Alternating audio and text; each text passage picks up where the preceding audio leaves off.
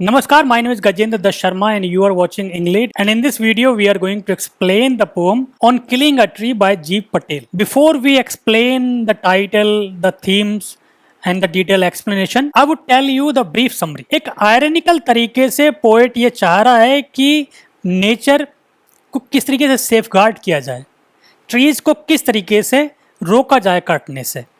कह ये रहा है कि किस तरीके काटा जाए, लेकिन ये एक आयरनी है। मतलब what he says he does not mean, he means something else, he means the opposite. बिल्कुल ऑपोजिट इसका मीनिंग है, यानी कि ऐसा कह करके कि this is how you can kill a tree, वो ये कहना चाह रहा है कि you should not kill a tree at all, क्योंकि ट्री को ये प्रोसेस से गुजरना पड़ता है ट्री बनने के लिए। And then you feel that in by a blow of an axe you will cut it down. आपको लगता है कि आप उसका एग्जिस्टेंस एक ही झटके में खत्म कर दोगे।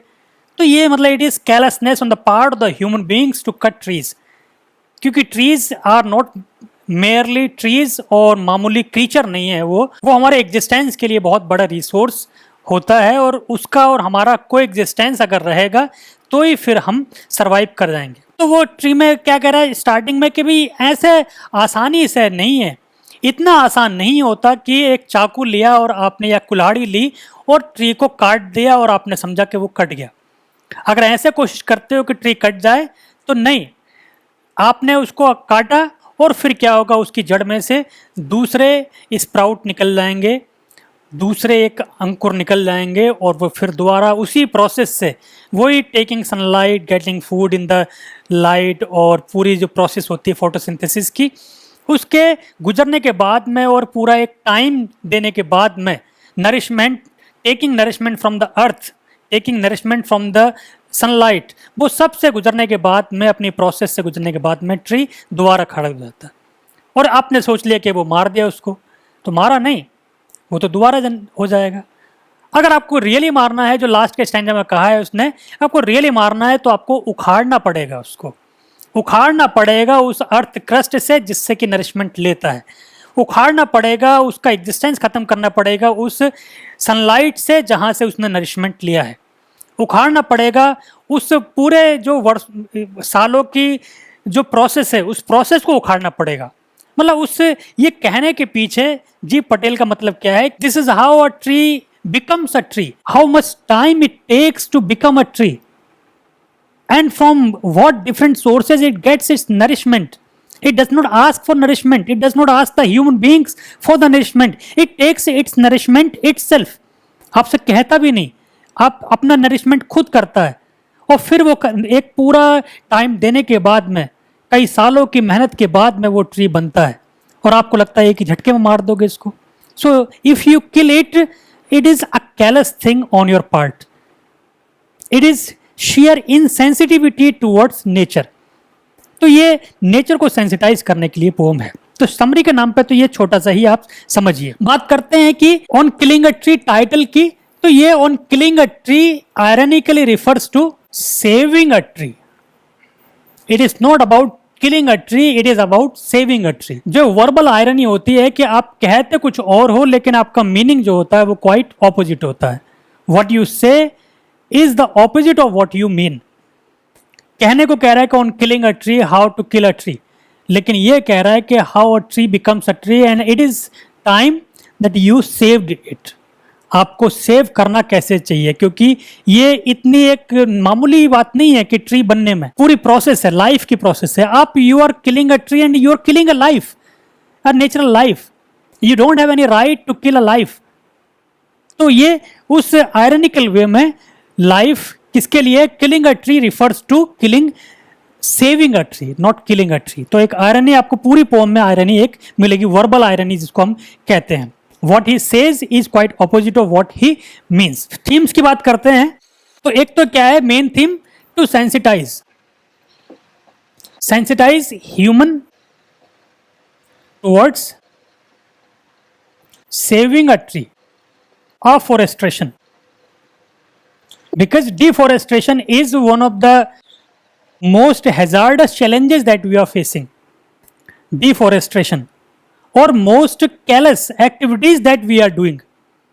जो सबसे ज्यादा डिस्ट्रक्टिव एक्टिविटीज ह्यूमंस की हैं, उनमें सबसे ज्यादा जो डिस्ट्रक्टिव है वो क्या है? डिफोरेस्टेशन ही है। क्योंकि हम अपने ही एग्जिस्टेंस पे क्वेश्चन मार्क धीरे धीरे लगा रहे हैं।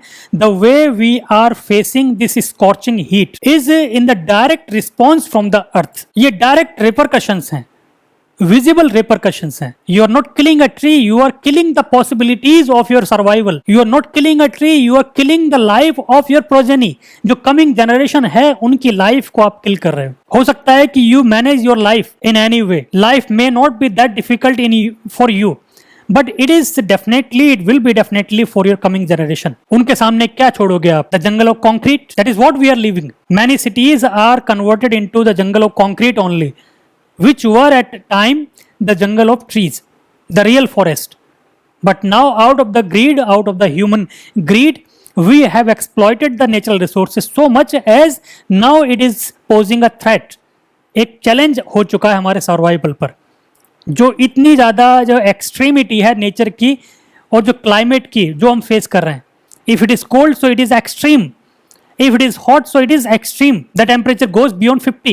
Now the days are not very far that the 50-degree temperature will be the commonplace thing. तो sensitize करने के लिए कि भाई आप you plant trees rather than killing them. और दूसरा उस ignorance को इस irony से impress करने का एक effort है कि यार you feel that you kill a tree and then you can dominate nature. You cannot. Nature, it is the nature that dominates in the end. It is the nature that has a last laugh. आपके हाथ कुछ लगेगा तो ये क्या लगेगा कि आपकी आने वाली पीढ़ी, उनका सर्वाइवल पे question mark. Nature will have it's way, nature will have its existence. Nature तो अपना सर्वाइवल एक रिजुविनेट कर लेता, नेचर रिजुविनेट्स कर लेता अपने आप को। It is you who will not be able to rejuvenate your life in any way, even though you are highly advanced. कितने भी आपने एडवांसमेंट, टेक्नोलॉजिकल एडवांसमेंट सब कुछ कर लिए, लेकिन जो नेचर है, नेचर को आप डोमिनेट नहीं कर पाओ। अब पोएम के टेक्स्ट की बात करते हैं। It takes much time to kill a tree. अब ये आयरनिकली एक प्रोसेस, एक स्टेप्स बता रहा है पोएट कि किस तरीके से आप कितना टाइम लगेगा एक ट्री को मारने में और कैसे आप ट्री को मार सकते हो। इसका मतलब यही है कि you realize how much time a tree takes to become a tree, how difficult और intricate process it takes to grow, and then you feel you have an axe and then you cut it, you have a saw and then you cut it, so you are ignorant. You feel that you will dominate nature by doing so, so you are ignorant, quite ignorant. उस चीज को यहाँ पे ironically कहने की कोशिश कर रहे हैं. तो it takes much time to kill a tree, not a simple jab. Jab मतलब क्या होता है? Blow. एक प्रहार of the knife. Knife simply refers to an axe. Will do it. आपको क्या लगता है? Do you feel that you have an axe and then you blow it, tree will be killed? Tree को काट सकते हो, मार नहीं सकते. इतना आसान नहीं हो तो मारने का.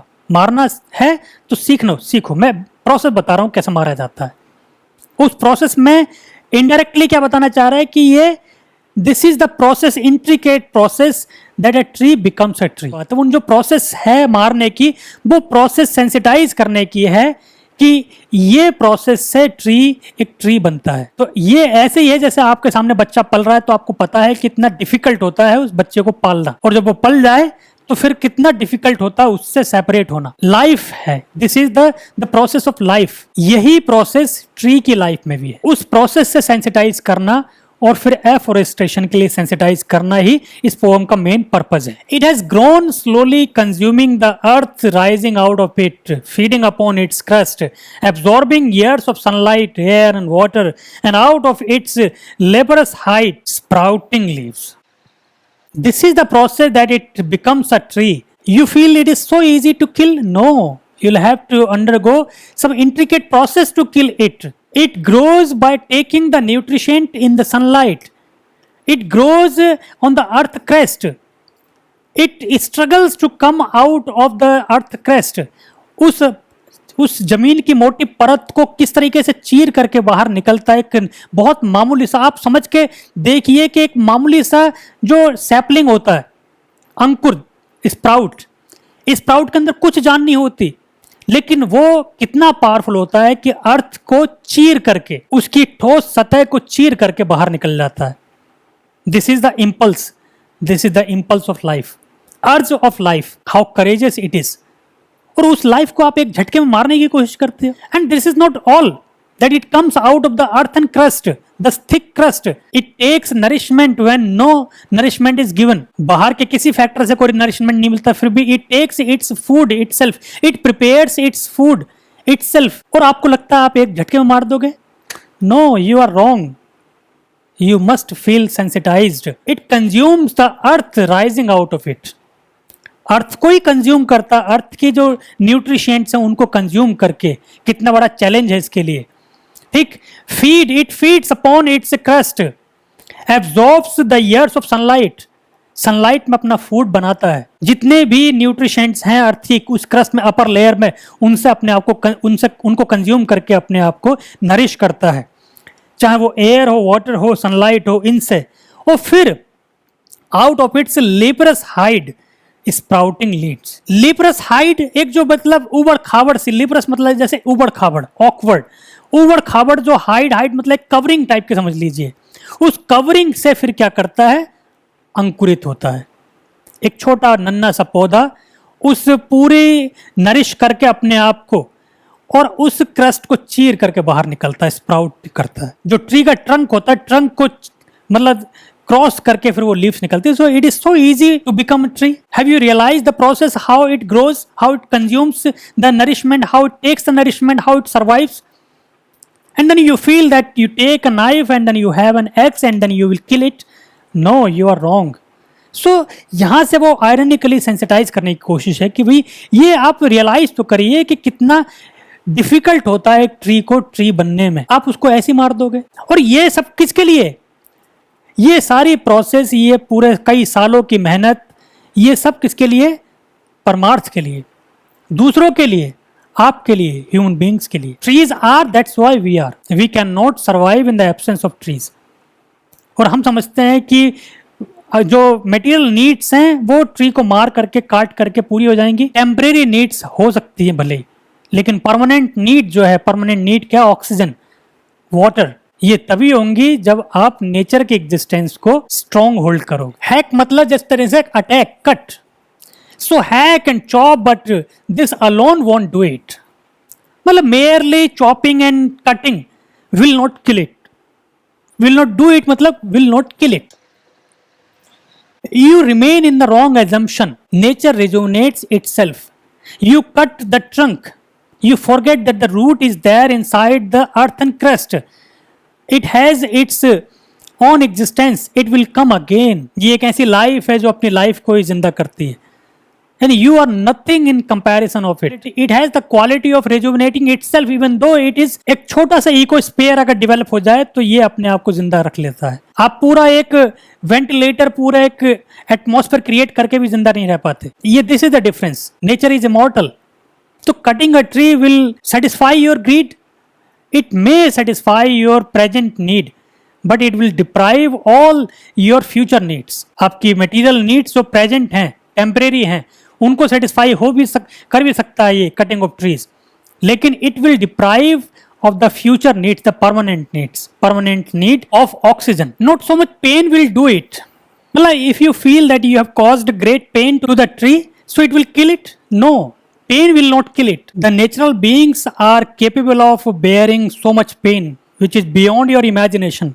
आप जितना सोच भी नहीं सकते उतना पेन, उतना बर्डन बेयर करने की उनकी कैपेबिलिटी होती है। So causing pain will not kill a tree. The bleeding bark will heal. जैसा आप कुल्हाड़ी मारते हो तो वहां से एक लिक्विड डिस्चार्ज होता है, वो लिक्विड ही क्या है, it is just like the human blood. The bleeding bark will heal and from close to the ground will rise curl twigs, और फिर ग्रीन ट्विग्स। और फिर क्या होगा, if you have cut the tree, so out of the ground there will come next saplings, new saplings, new sprouts. The sprouts will again form a tree and they will come in a former size if they are unchecked मतलब क्या, if they are not heeded का sense क्या है कि if you don't kill them again they will become a tree again. अगर आपने दोबारा से उनको अगर छेड़ा नहीं, कुछ नहीं किया, so they may assume their proper shape. This is how nature rejuvenates itself. ये एक मिरेकुलस क्वालिटी है नेचर की। Human beings once they die, if one of their organ fails, it fails, even though it is transplanted, but it will not come in the proper functioning the way it had been in its usual form. आप kidney transplant भी कर देते हो, liver transplant भी कर देते हो, but the person is highly sensitive, the person is highly prone to all sorts of infections. वो उसकी जो ओरिजिनल किडनी या ओरिजिनल लिवर या ओरिजिनल हार्ट से जो कैपेबिलिटी थी, वो कैपेबिलिटी कहीं नहीं आती। He survives merely, survives for its own sake. On the other hand nature जिस तरह से आप उसको डिस्ट्रॉय करने की कोशिश करो, once it comes in original form, it is the same in its original form. तो ये रेजुविनेशन क्वालिटी है नेचर की। And then you feel that you kill it, you can kill it. अरे you remain in assumption, you assume in vain. आप तो बड़े ignorant हो, you don't know the power of nature, you are quite ignorant of the quality, the rejuvenating quality of nature. उस quality से लोगों को sensitize and aware करने की बात है इस पोम में। No, this will not be happen. बड़ा स्ट्रेस है नो पर कि no, what you think that you will do to the nature will not happen. The nature knows how to rejuvenate itself, herself. The root is to be pulled out. These are the final steps by which you can really kill a tree. But in saying so, he says that this is the process that a tree takes intricate steps to survive.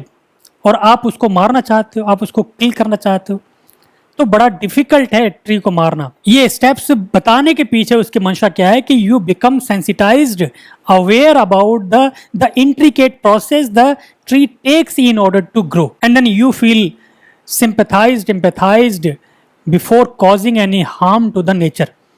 So that root is to be pulled out. अगर आप बाकी में मारना चाहते हो तो आपको uproot करना पड़ेगा उसको। You'll have to take out the roots out of the ground, out of the anchoring earth. Anchoring मतलब जो है वो supporting है। It takes great power to uproot a tree. आपने देखा होगा, बहुत एक छोटे से पौधे को अगर आप जड़ से उखाड़ने की कोशिश करते हो तो आपको पूरी जोर लगाना पड़ता, पूरी जान लगानी पड़ती है। Forget about uprooting a tree. आजकल मॉडर्न गैजेट्स हैं, कुछ बड़ी मशीन्स हैं जिनसे कि अपरूट किया जाता है, तो लेकिन वो बहुत ज़्यादा पावर की ज़रूरत है। मतलब आपकी जो ह्यूमन कैपेबिलिटी है उसमें सप्लीमेंट की जरूरत पड़ती है जब आप इसको उखाड़ने की कोशिश करते हो। मतलब if you want to really kill a tree, so your temporalness, all your temporal and all your discovery or all your innovations and inventions, they are needed. इसका मतलब क्या है कि आपने सारी innovations, सारी inventions की हैं नेचर को हार्म करने के लिए। And even though nature can rejuvenate itself, जहां से छोटा सा इकोस्फीयर डेवलप हो गया वहां पे फिर ट्री अपने आप बन जाता है। Even the tree grows out of the seed that is throne just like that. जो क्रो होता है, क्रो की जो ड्रॉपिंग्स होती हैं, even the people tree grows out of the dropping of A crow. Look at the beauty of the nature, it grows out without any effort on the part of the human beings. But human beings can not survive in the absence of natural support. सबसे बड़ी support है water and air. ये अगर nature से मिलना बंद हो जाए then you are finished. It is to be robbed, tied and pulled out, snapped out. जैसा आपने ये कुछ रील्स में, कुछ आपने वीडियोस में देखा होगा कि किस तरीके से एक पेड़ की जड़ को उखाड़ने के लिए पूरा का पूरा मैकेनिज्म तैयार करना पड़ता है। रस्सी खींचने, रस्सी लगानी पड़ती है, रस्सी से उखाड़ना पड़ता है, बांधना पड़ता है, तब जा करके। मतलब it takes a great human efforts supplemented by the machines, only then a tree is uprooted. Otherwise tree को एज इट इज उखाड़ना ह्यूमन बीइंग के बस की बात है ही नहीं। जड़ कैसे निकलती है? जब उसको बार बार आप खोदते हो, टुकड़े करते हो उन जड़ों के, तब वो निकलती है। एज इट इज कोई ह्यूमन बीइंग्स नहीं बना जिसने कि पेड़ पकड़ा और एज इट इज उसको उखाड़ दिया। Unless you are supplemented, your efforts are supplemented by the machines आपने इनोवेट की हैं ये करने के लिए। This is not justified. ये किस तरह की इनोवेशन हुई जो नेचर को ही हार्म करने के लिए है? आपने बुलडोजर बना दिए, आपने ऐसी मशीन्स, ड्रिलिंग मशीन्स बना दी जो बहुत 20 मीटर्स के 20 फीट के रेडियस वाली सुरंग खोद देती है। आपने ऐसी मशीन बना दी जो एक चट्टान को काट देती है। तो ये मशीनें सिर्फ नेचर को हार्म करने के लिए, और किसके लिए? अपनी जो प्रेजेंट नीड्स को सेटिस्फाई करने के लिए। But you forget that your present needs will have the repercussions. Your present needs will never be compensated by the future. Your progeny will curse you. And pulled out, snapped out and pulled out entirely. मतलब बार बार जोर है कि आपको उखाड़ना पड़ेगा, उसका existence खत्म करना पड़ेगा. एग्जिस्टेंस खत्म कर दिया तो आपका एग्जिस्टेंस बचेगा. Your existence relies on the existence of nature which you are totally ignorant, or you pretend to overlook. You know everything, you know the importance of nature and power of trees, but you overlook, influenced by your present greed, present need. Out from the earth cave and the strength of the tree exposed, and in doing that you are exposed to the strength, the power of tree. आपको पता है कि कितना powerful होता है, and then you feel to kill it. It is not that easy to kill it. Its power is beyond your collective powers. अगर 10 लोग मिलकर भी एक पेड़ को उखाड़ने की कोशिश करेंगे, नहीं उखड़ेगा. Uprooting a tree exposes the tree's strength before you. आपको तब पता चलता है कि ट्री कितना पावरफुल है, और आपको लगता है कि आप उसको वैसे ही मार दोगे. No. The source, the white and wet, the most sensitive, the hidden for years inside the earth. ये जो रूट्स हैं, रूट्स कहाँ पर? इनसाइड द अर्थ कैविटीज, जो उसकी कंदराओं में जो जगह बनाए रखी है. यू कैन नेवर नो एक ग्रोन अप ट्रीज की जो जड़ें कहाँ तक फैली हुई होती हैं. उन जड़ों को एज इट इज निकालना, मतलब it is not an easy task. It is a herculean task to uproot a tree entirely, and then you feel that it is so easy to cut it. No, you are insignificant, you are entirely insignificant in comparison of the capabilities and the power of nature, particularly of a tree. तो उसको आप सिर्फ अपनी weakness expose मत करिए उसके सामने. It is more powerful than your imagination. And then the matter scorching and choking in the sun and air, browning and hardening, twisting and withering, then it is done. Or once you uproot it, and then you'll have to dry it. ऐसा नहीं कि आप अपना अप्रूट कर भी दिया. मान लीजिए आपने मशीन की हेल्प लेकर के उस ट्री को अप्रूट कर भी दिया, but it takes years, it takes time for the tree to die. Tree is not killed just like. Merely by uprooting a tree will not kill it. It has that capability of rejuvenating itself. अगर आपने अप्रूट भी कर दिया फिर भी वो अपने आप को सस्टेन करना जानता है tree. Unless you expose it to the scorching and choking. Choking मतलब क्या है? It does not get nourishment from either the sun or the earth. आप उसको ऐसा डिटैच कर दीजिए अर्थ से कि वो नरिशमेंट ले ना पाए. Because it will, if it is merely exposed to the sunlight, it will not be able to make its food. आपको फोटोसिंथेसिस का पता ही है कि किस तरीके से सनलाइट की प्रेजेंस में जो ट्रीज या पौधे अपना फूड बनाते हैं. तो सनलाइट का exposition will not guarantee the preparation of its food unless it is attached to the ground. अगर आपने उसको ग्राउंड से अटैच कर दिया, डिटैच कर दिया, और डिटैच करके सिर्फ सनलाइट पे एक्सपोज करा दिया, तो क्या होगा? स्कॉर्च, झुलसा देने वाली गर्मी जो होगी वो ड्राई करेगी. अगर वो ड्राई कर दिया अपनी जड़ें, तब वो मरता है ट्री. इतनी एक लॉन्ग प्रोसेस से उसको मारा जा रहा है और आपको लगता है कि आप उसको किल कर दोगे एक कुल्हाड़ी के प्रहार से. You are so ignorant about the possibilities of rejuvenation on the part of nature in the sun and air, browning and hardening. ये प्रोसेस है किस तरीके से वो सूखेगा, ब्राउन होगा, हार्ड होगा. जो सॉफ्ट होती है लकड़ी, जब वो सनलाइट के कांटेक्ट में लगातार आती है तो फिर वो टफ हो जाती है, हार्ड हो जाती है, ट्विस्ट हो जाती है, सूख जाती है. जो उसका सारा मॉइस्चर होता है सूख जाता है, ट्विस्ट हो जाती है, आपने देखा होगा. विदर हो जाती है, मुरझा जाती है. And then it is done मतलब क्या है? जो किलिंग है, किलिंग इज डन. ये लॉन्ग प्रोसेस से एक ट्री को मारा जाता है. तो आप समझ लीजिए कि how careless it is to kill a tree, how careless on the part of the human to kill a tree और to make an effort to kill a tree. तो ये जो प्रोसेस बताइए ये है कि किस तरीके से आप सेंसिटाइज्ड होइए कि ट्री अपने आप में बहुत बड़ी एक एग्जिस्टेंस है उसका. It can not be so easily uprooted. it cannot be killed so easily. So rather you make an effort to kill it, you make an effort to plant more trees.